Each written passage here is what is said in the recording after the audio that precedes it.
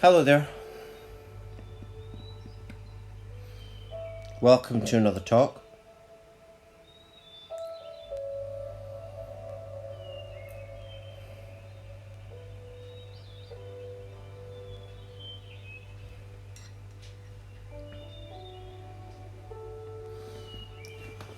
And today's talk is called Is it real if it began as total nothingness?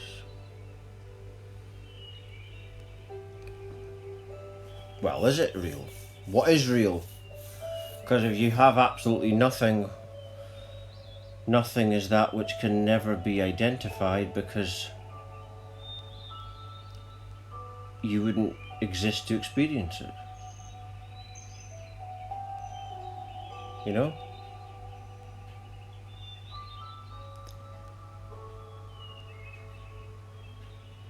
And so that must mean, because if you're not there, you can't experience anything. But the next question is, how does nothing become a something? And a lot of people, I feel like there's a lot of people that are halfway there, but not totally there.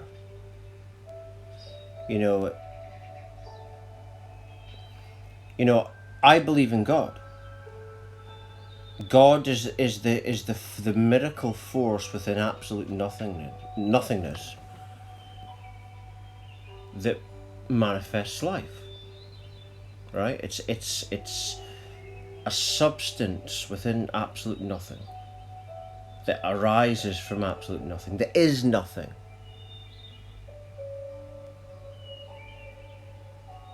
And people say unknowable. That is true in a sense, I guess, but I think one of the best people that explain reality, there's a few that I like. Eckhart Tolle, David Icke, Max Egan's another one. They're probably the three that I really like. There's Alan Watts as well, from years ago, was good. And the great ones always explain it very, very simply. And like what David Icke says about it, it's just absolute awareness. You see? Just a state of being aware.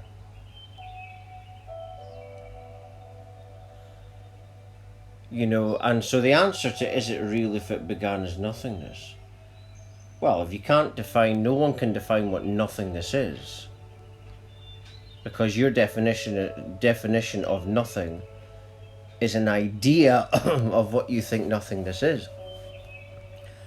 It's, it's a story. So you've actually it's not really nothing anymore, it's actually an idea in your mind of a something. But nothing is nothing. It's non-existent. Any idea that you have of nothing is existence. You see?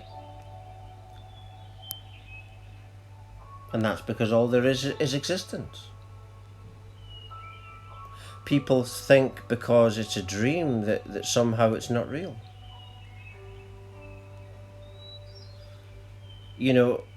Of course it's a real experience. It's a real experience to you. You see? People have got this fascination with saying, it's not real, and then and they think that that's somehow diminishing their ego, when all they're doing is developing another ego. You know what I mean?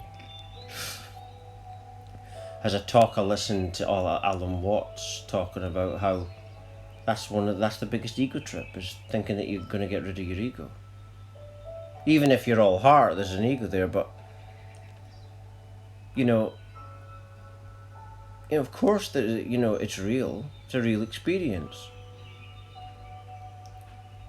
But it cannot be identified, and that's why labeling people and what the system does and stuff like that, it's ridiculous, because if you can't identify the source of all life, which is absolute nothingness, if you can't, because that can't be defined, if you can't define the source of all life, which is non-existence, because you can't define it, because you can't define that, because it doesn't exist, you wouldn't exist to identify it. If you can't identify the source of all life, then how can you identify life? It's ludicrous, nonsensical madness. So I guess it's real to some people, it might not be real, whatever you think. I'm not here to tell you that I know anything, or that I don't really know. Started off from me, I had an unexpected spiritual awakening, the character Sean in the dream. And I didn't know any. My mum's side are travellers and gypsies on my mum's side. And brought up with psychics. None of them had a spiritual awakening, because when I first was going through it, I asked my mum, and I'm her registered carer at the moment. And because no one else was putting their hand up, so it was me. But I'm the only family member, to my knowledge, to have a spiritual awakening. But what that is it's characters. See, they're all characters in a dream. Like Deepak Chopra says, the oneness is one nothing. So, and and so that's what basically it is. Reality is no really different to when you dream at night, or even long periods when you don't dream at all and there's nothing. But again, that's an idea of nothing. If it's really nothing, you can't experience it, because you wouldn't be there. You see? The problem is the mind tries to understand this, but I do feel that a lot of people can't really explain this. It's very simple. Like I say, it's just, there's just infinite life, because you're coming from an infinite source, which is nothingness. You got nothingness, then you've got infinity and limitless potential and limitless consciousness. There's no such thing as an edge of a universe, because it's infinite. That's the thing, it's infinite, limitless. There's no number. And David Icke gives one of the best explanations, and there's Eckhart Tolle as well, and they both say it's just awareness. Yeah, and that's all there is, and that's it. Welcome home. But within that nothing, like I say, within that nothing, there is a force within that nothing that is within every creature, actually. Every life form has this force, and that's the miracle of all life. You can call it God, whatever you want to call it. So it's like atheists are halfway there, Christians are halfway there. There is a nothing, of course. There has to be a nothing at some point before everything. But within that nothing is a miracle manifester, which is perfect. And it's very simple why it's perfect, because if you're dealing with infinity, that means you've got infinity to run yourself.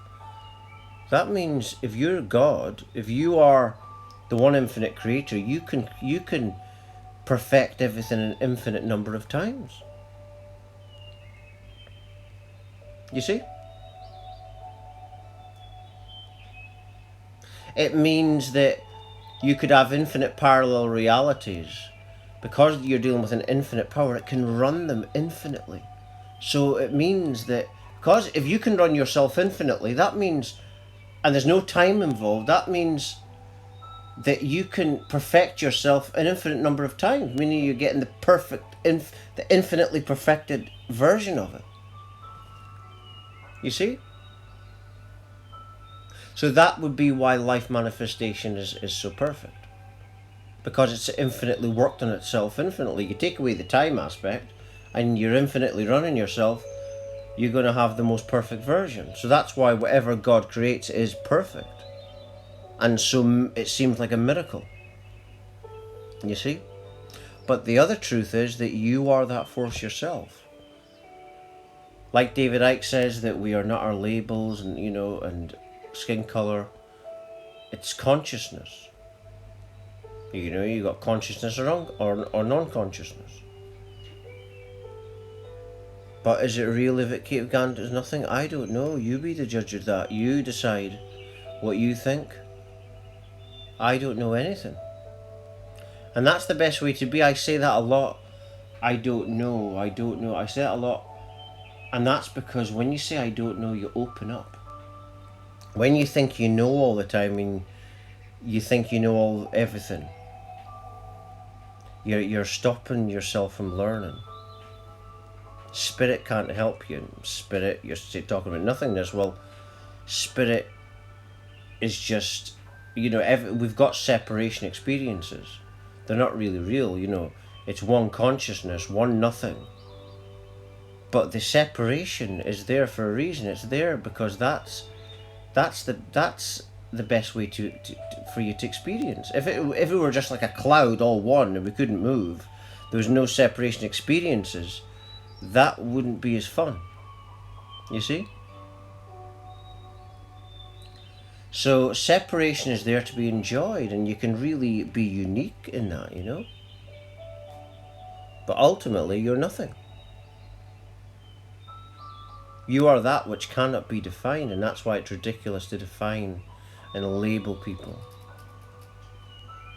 Because if nothingness is that which cannot be defined, and that's the core of who you are, then it's ridiculous to label and try and pin people down. But the system in this dream, the system appears to be a very, very insecure force. Because you must be very insecure to try and control others and label them and pin them down all the time,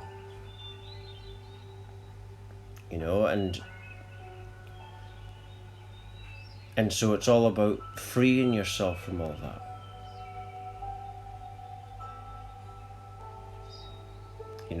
Free yourself from the restraints.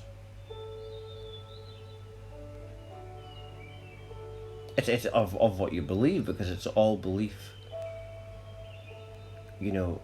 Once you get rid of that and you're letting all the thoughts go, the ideas, the imagination, the stories, then you become in the present moment. And what you've tapped into there is tantric awareness, presence awareness, the source of all life. Tantric energy people talk about that as the present. That's presence. That's nothingness. That's the miracle force within nothing that makes life possible. That's God. So there is nothing, and is it real if it began as nothing? Well, like I say, I don't know. I don't know anything. Apart from what this nothingness has shown me. Ever since the Spiritual Awakening 24, nothingness was one of the first things that I was getting shown. So, like I say, if you can't define nothing, because no one can define nothing, you can't define anything. So it means that you don't know anything. It means that, I said earlier, it's some things are knowable, but also some things, it's best to be unknowable sometimes and be innocent, because that's when the divine, that miracle force within nothing, can really lead the way in your life. Call it spirit and everything separate. It might be separation form or whatever, but it's the same nothing. It's just infinite life force within that nothing. There's a miracle force within that. That is the nothing. That is God. And I'm just going to leave it there. For latest updates, talks, news, research, and much, much more, please visit my website at www.lovelightfamily.com. Thank you.